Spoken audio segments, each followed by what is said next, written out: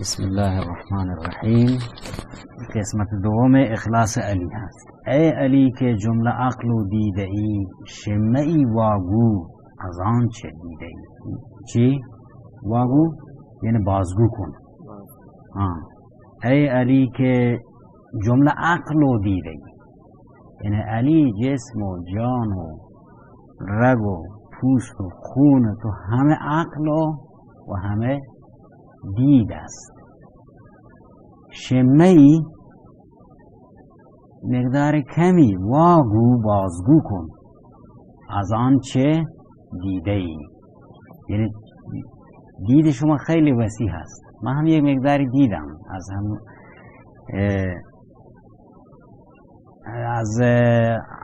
همون فهم شما یک مقداری منعکس شد ببان، ولی دید شما خیلی وسیع هست. چی هست که تو که بر من غلبه کردی و مرا زیر کردید و تیر بالای سر من بود شمشیر و مرا فرو گذاشتید، یک چیز دیدید که از این بهتره. ای علی که جمله عقل و دیده ای، شمه ای واگو ز آنچه دیده ای. حل شد شعر؟ تیغ حلمت جان ما را چاک کرد، آب علمت خاک ما را پاک کرد. حلم بردباری، صبور، گذشت. الان شمشیر فولادی و آهنی که شما گذاشتی که من نمردم، ولی از تیغ حلم، از شمشیر گذشت جان ما را چاک کرد، مرا کشتی از هم. آب علمت خاک ما را پاک کرد. خاک ما که کفر بود، شرک بود، از آب علم شما خاک ما پاک شد، ما مسلمان شد.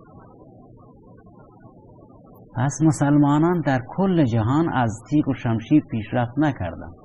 از چی پیشرفت کردند؟ علم، گذشت، بردباری. این تیغ و شمشیر به وقت بسیار ضرورت بوده، مثل اینکه یک قده‌ای باشه او را عمل میکنن تا که بیشتر پیشرفت نکنن. اینا قده بودن، عمل کردن. همه جهادها و غزوات حضرت نبی کریم صلی الله علیه وسلم را نگاه بکنیم، از طرف مقدار خیلی کمی کشته شدن، ولی کل جهان به علم، پیشرفت، صنعت، خداشناسی رسید. حضرت سید ندوی رحمت الله علیه می فرمایند که من در مراکش مغرب رفتم. اونجا یک قومی هست به نام بربری. بربری در زبان اردو به معنای نافهم، نادان، زورگو، و در انگلیسی هم میگن که بربریزم یا بربرین، یعنی هم وحشی، خشونی. این بربریات در الجزایر که اون طرفا مراکش، نخل و خورما برای اونا پیدا شد. یعنی همین خواسته که ما شما گردک بیدیم، این بوده چی؟ زیاد شدن این نخلا، ولی خورما نمیدادن. بربریا گفتن برید از مدینه یک عربی را بیارید، اونا بلدن که چطور نخله ها را تعبیر میکنن. یک هاشمی عرب سید را بردند از مدینه منوره. چی بود؟ کشاورز. کل بربری که وحشی بودن همش مسلمان شدن از یک کشاورز. اخلاقش، برخوردش، صداقتش، علمش. چین، اندونزی، مالوزی، همش فتوحات از چی شده؟ این که مولانا میگه تیغ حلم از تیغ فولادی برنده تره. این است اسلام. تیغ حلمت جان ما را چاک کرد، آب علمت خاک ما را پاک کرد. بازگو دانم کی اسرار هوست، زانک بی شمشیر کشتن کار اوست. مولانا به توحید بازگشت. توحیدی که مولانا بیان میکنه کسی نمیتونه به جز انبیا و اولیا، و توحید را انبیا میفهمند، اولیا میفهمند. علی فهمیده. بازگو دانم که اسرار هوست. هو این ضمیر هوا هست که یعنی هوا ضمیر در قل هو الله احد هست، ضمیر شان میگم در نحو. باز ضمیر شان رو میدانی مرجع مشخص نیست ولی مرجعش خیلی مشخصه. الان اینطور می بود قل الله هو، این هو برمیگشت به طرف الله. باز هست قل هو الله احد، ضمیر ما قبل و اسم بعده. عموما اسم باید جلو باشه تا که ضمیر به مرجع برگرده. اینها سخنهای علمی و ادبی عربی هستن، مولایی هستن، رو واگذاریم. بازگو دانم که اسرار هوست. هو چی؟ هوا الله. زانک بی شمشیر کشتن کار اوست. ها یک مقدار اندکی فهمیدم که این از اسرار خدایی هست که به تو علی داده الله، چون الله بدون شمشیر میکشه. مولانا ذهنش خیلی وسیع هست، بفهم آقا و شنونده.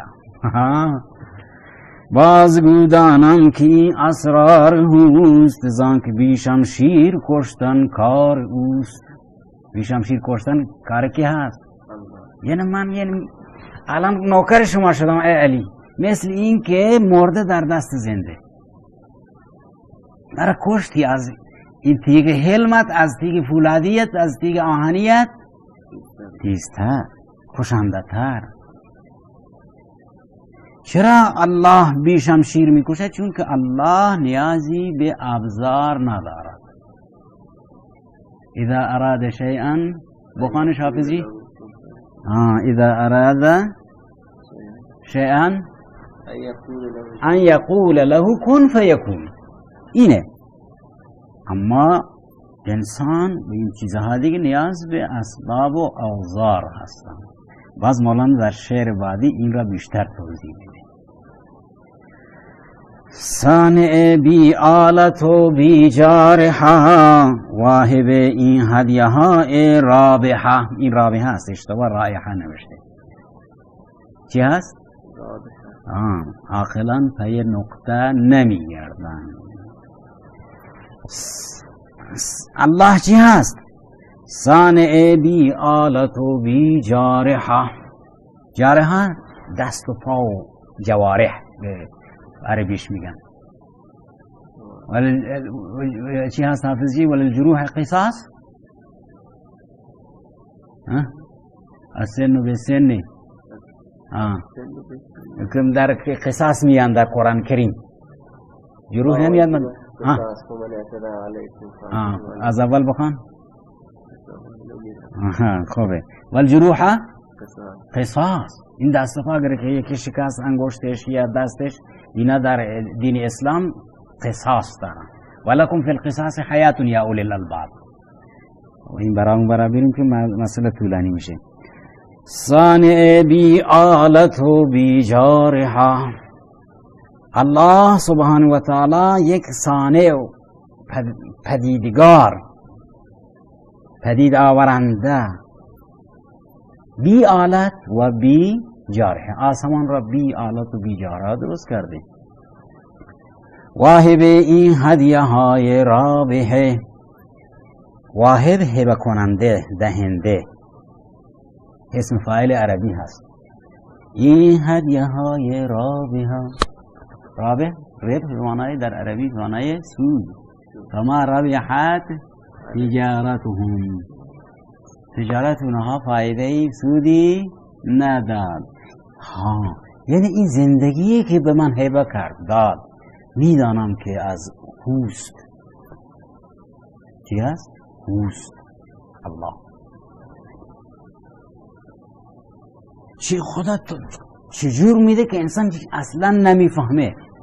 نگاه کن. 100,000 روح بخشد هوش را، که خبر نبود دو چشم و گوش را. 100,000 روح بخشد هوش را. الله سبحانه و تعالی به عقل 100,000 علم میدهد. عموما علم از دو راه انسان میگیره، از گوش که میشنوه، الان شما میشنوید، و از دیدن که این درخت گل باغه. اکثریت علم به این دو حاسه گیر میان، از گوش و از چشم. کتاب میخوانیم از چشم علم میگیریم. سمعی و بصری احسنت یا حافظ. چی خداوند بدون چشم و گوش، این حواس ظاهری هزاران علم، هزاران روحیه، هزاران معنویت میبخشد که حاسه ظاهری اصلا کاری ندارد. خدا اگر بکنه اینجور هم نکنه، اما مخلوق نه. من نمیتوانم الان چیزی به شما القا بکنم که بفهم. نه تنها انسان، نگاه کن به زنبور اصل چی علمهایی داده، به حیوانات شعورهایی داده. 100,000 روح بخشد هوش را که خبر نبود دو گوش و دو چشم و گوش را. عموما دو چشم و دو گوش هم بود برای کل حیوانات. نگاه کن، هر که خدا بده از راههایی میده که وسایل نیستن، ابزار نیستن. یهودی من میفهمم این از اسرار هوست که صانع بی علم و صانع بی آلت و بی جارحه واهب این هدیه های رابحه 100,000 روح بخشد هوش را. بخشد فاعلش هو، صانع یعنی الله، که خبر نبود دو گوش و دو چشم و گوش را. 100,000 می چشاند روح را. این می هست، می نیست. 100,000 می چشاند روح را که خبر نبود دهان را ای فتا. الله سبحانه و تعالی به روح 100,000 شراب محبت میدهد، معرفت الله میدهد که این می شیرینه و به انسان جذبه میده، به انسان حوصله بلند میده، روحیه بلند میده. 100,000 می چشاند روح را. عموما چشیدن از ذائقه هست، این هم یک حسه، حس ذائقه، حس چشایی. که خبر نبود دهان را ای فتا. دهان اصلا با خبر نیست، اما انسان روح میگیره. عموما می را از دهان میخورن دیگه، اینه که کارش اوجوبه. الله میدانم. یهودی بود. الان شعر از اینجا بخونیم. ای علی که جمله عقل و دیده ای، شمه واگو ز آنچه دیده ای، شمه واگو از آنچه دیده ای. تیغ حلمت جان ما را چاک کرد، آب علمت خاک ما را پاک کرد. بازگو دانم که این اسرار هوست، زانک بی شمشیر کشتن کار اوست. صانع بی آلت و بی جارحه، واهب این هدیه های رابحه. 100,000 روح بخشد هوش را که خبر نبود دو گوش و دو چشم و گوش را. 100,000 می چشاند روح را که خبر نبود دهان را ای فتا. فتا معنی جوان. در سوره کهف میاد فتیتون آمنو بربهم و زدناهم هدا. فتا در عربی جوان مرد، جوان. شاب و شبابش هم میگن، ولی فتا چیز دیگریه. بازگو ای باز عرش و خوش شکار، تا چی دیدی این زمان از کردگار. نگاه کن مولانا اینجا با الفاظ بازی میکنه. یکی باز، یکی باز. باز هم چی؟ بازی. یکی باز، یکی باز. باز هم چی؟ بازی. مولانا خیلی معانی وارد میشن، الفاظ هم وارد میشن. قرآن کریم الفاظش هم زیبا، معانیش هم زیباست. بازگو ای باز بازگو ای باز عرش و خوش شکار، تا چی دیدی این زمان از کردگار. نگاه کن، از نظر ادبی آرایه‌ای خیلی چیز بلند و بالاییه. باز و باز دوبار آورده زی هست. عرش و خوش شکار 3 کلمه هستند، بعدی هر سه شین آمده. عرش و خوش شکار، اینا چیزهای خیلی پرمانا هستند. بازگو ای باز عرش خوش شکار، تا چی دیدی این زمان از کردگار. باز عرش، بازی که شکار میکنه، مرغ. باز عرش گفت حضرت علی را، یعنی چی؟ حضرت علی رضی الله تعالی با ادبی که داشتن، با حلمی که داشتن، با زهد و قناعتی که داشتن، از بارگاه خداوندی بهش معرفت بیشتر میرسید. یعنی گویا که حضرت علی باز عرش الهی بود که معرفت و محبت خدا را شکار میکرد. خودش هم استفاده میکرد از این شکار و به قهرمان یهودی هم داد و در خیبر هم داد، در احد هم داد، در بدر هم داد. این علی. این کیه؟ شعر اولی چی بود؟ از علی آموز اخلاص عمل، شیر حق را دام مطهر از دغل. افتخار هر ولی و هر صفی، کرد نار غیظ بر خود منتفی. باز یهودی می بازگو، یعنی بازگو کن چی دیدی که مرا رها کردی. بازگو ای باز عرش و خوش شکار، تا چی دیدی این زمان از کردگار. الان چی شکاری گرفتی از اونجا؟ از عرش. این تربیت نبوی چیه؟ این تربیت نبوی، تربیت محمدی، تربیت احمدی. چشم تو ادراک غیب آموخته، چشمهای حاضران بردوخته. الان تو خیلی چشم دوربین هستی، بین تو دید تو وسیع هست، چیزهایی میبینی که ما الان درک نمی کنیم. ما شما هم اینطوری، دید شما وسیع تره، دید استاد وسیع تره، دید در یک فن، در یک رشته، در یک ریاضی یک محدوده میبینه، میدانه، و یک محدوده دیگر یک خیلی در جهان نابغه هست.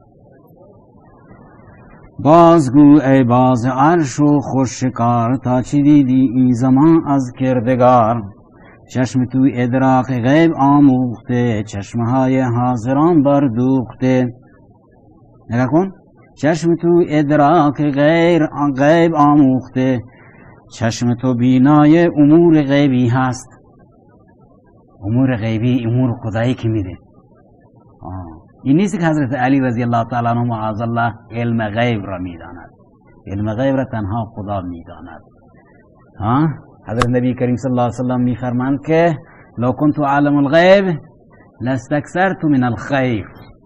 لو كنت عالم الغیب لاستكثرت من الخیر. اگر من علم غیب میدانستم از خیر کثرت بیشتر میگرفتم. یعنی در احد دندانم شهید نمیشد، در افک حضرت عایشه صدیقه غم نمیخوردم. الله تعالی علوم غیبی که میداد بعد غیب نمیشن. اما بعض علوم غیبی هستن. حالا ما شما هم خیلی علوم غیبی خدا داده، جنت، دوزخ، خدا، اینا غیبی هستن که خدا به ما شما داده. چشم تو ادراک غیب آموخته، دید شما درک و فهم امور غیبی را آموخته، یاد گرفته است. چشمهای حاضران بردوخته، کسانی که موجود هستند چشمهای اینها از اسرار امور و محبت الهی و معرفت خدایی دوخته اند، پوشیده اند. خدا یک چیزی نشان نده دیده نمی شود. نگاه کن دیده ها چقدر متفاوتن. مولانا میگه 3 نفر نشستن، یکی کم میبینن، یکی بیشتر میبینن، یکی بیشتر میبینن در همه امور. من هم یک چیزی دیدم از مصاحبت و جلسه شما. و اونا هم میبینن. آن یکی ماهی همی بیند آیان. یکی چی میبیند؟ ماهی آیان، خیلی واضح روشن. و آن یکی تاریک میبیند جهان. یکی هست دیدش خیلی ضعیفه، جهان را تاریک میبیند.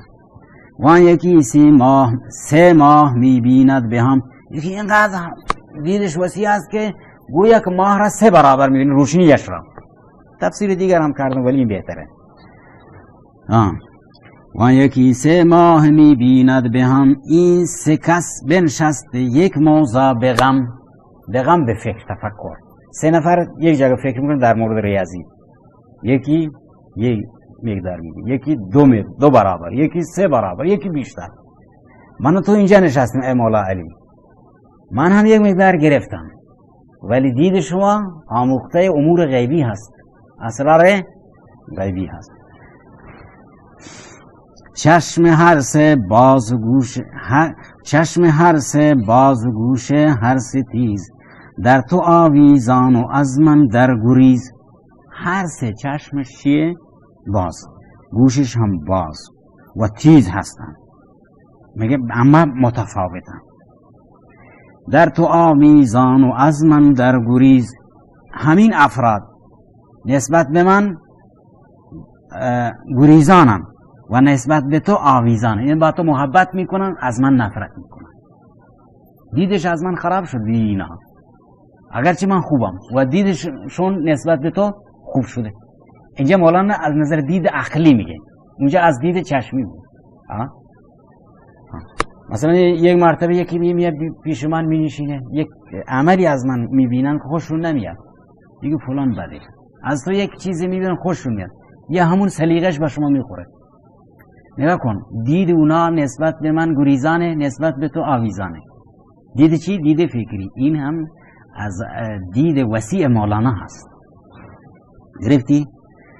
هر 3 بازو چشم هر 3 باز و گوش هر 3 تیز، در تو آویزان و از من در گریز.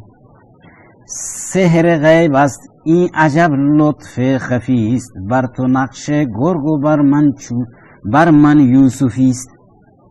این میگه یک سحر غیبی هست، یک جادوی غیبی هست که دیده های انسان ها متفاوتن، تفکر انسان ها متفاوتن، سلیقه های انسان ها متفاوتن. در مورد یکی خوشبینن، در یک مورد یکی بدبینن. عیناً 2 نفر دیگه در مورد اون چیزی که اونا بدبینن اینا خوشبینن، در مورد اونا که اونا بدبینن اینا خوشبینن. تفاوته، دید متفاوت، تفکر متفاوت، سلیقه متفاوت، انتخاب متفاوت. پس دید من کوتاه. نگاه کن، این علوم هستن، اسرار هستن که مولاناش پخش و نشر میکنه. سحر غیب است این عجب لطف خفی است. این غیبی چیزی است، نمیشه که این را انسان راست بکنه، همه را یک فکر بکنه، همه را یک سلیقه بکنه، همه را یک دید بکنه، همه را یک تفکر بکنه. این از بلند و بالای خدا کرده. یعنی چون گفت من میدانم که این اسرار از جای دیگه. نگاه کن شعر اولی آقای حافظ 100,000 چی گفتش که بازگو دانم که این اسرار هوست. اینا از اون هستن، الله هستن. زانک بی شمشیر کشتن کار اوست.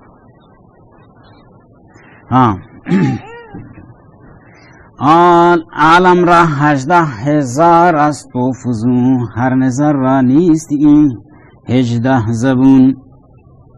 میگه عالم چیه؟ جهان 18,000 است و فزون. رب العالمین مقرانیت. عالم جن، عالم فرشته، عالم حیوان، بعد حیوان فرس، یعنی اسب و شتر، اینا همش عالم حساب کردن. الان کل میکروب هایی که هستن، کرمه هایی که هستن، دریایی هایی که هستن چقدر میشن؟ این از کثرت میگه 18,000 عالم هستن. هر نظر را نیست این 18 زبون. هر نظر نمیتونه که این 18,000 مخلوق زیر ذره بین بگیره. اون فقط الله هست. راز بکشا ای علی، راز بکشا ای علی ای علی مرتضی، ای پس سوء القضا حسن القضا. راز بکشا ای علی، راز بکشا ای علی مرتضی، ای پس سوء القضا حسن القضا.